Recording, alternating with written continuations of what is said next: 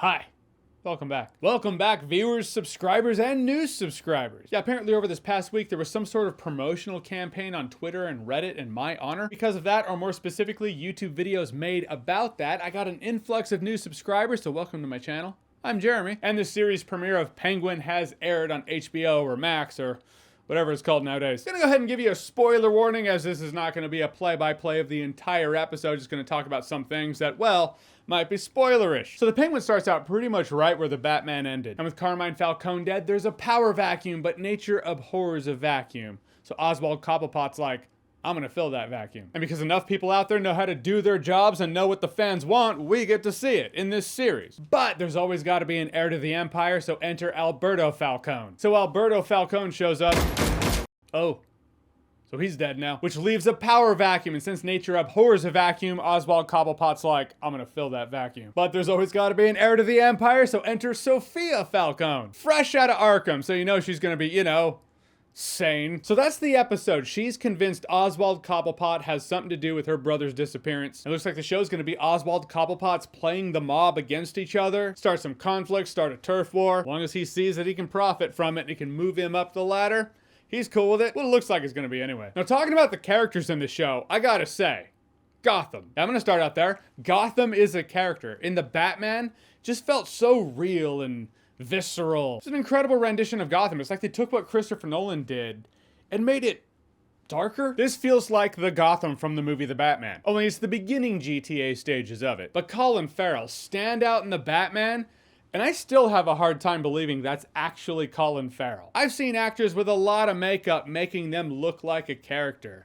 You can always see the actor behind the makeup. Not here. Most anyone interested in the show knows that that is Colin Farrell. But on the off chance you don't, you show someone a scene with Colin Farrell in this show or from the movie The Batman and said, who is that?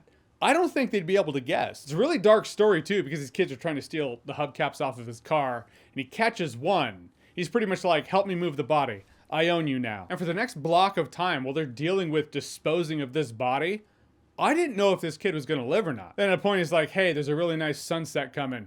You ever read that book of Mice and Men? No? Great. Check out that sunset. Paraphrasing.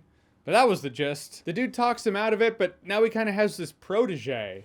But the kid, he proves himself. I mean, proves himself in that hide a body and then use the body to fool the mob and start a war, but he proves himself nonetheless. Oh, I say, kid, holy shit, he's 26 years old.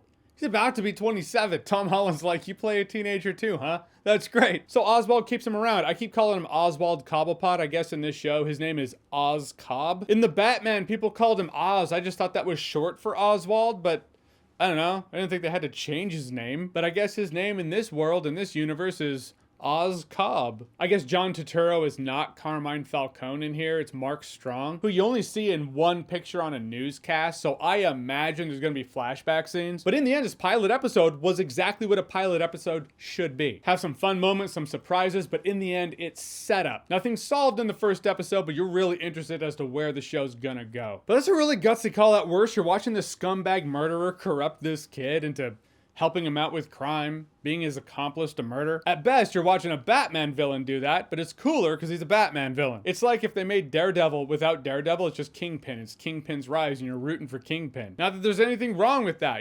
Villain stories are fun. We all love our villains. Batman villains, just built different.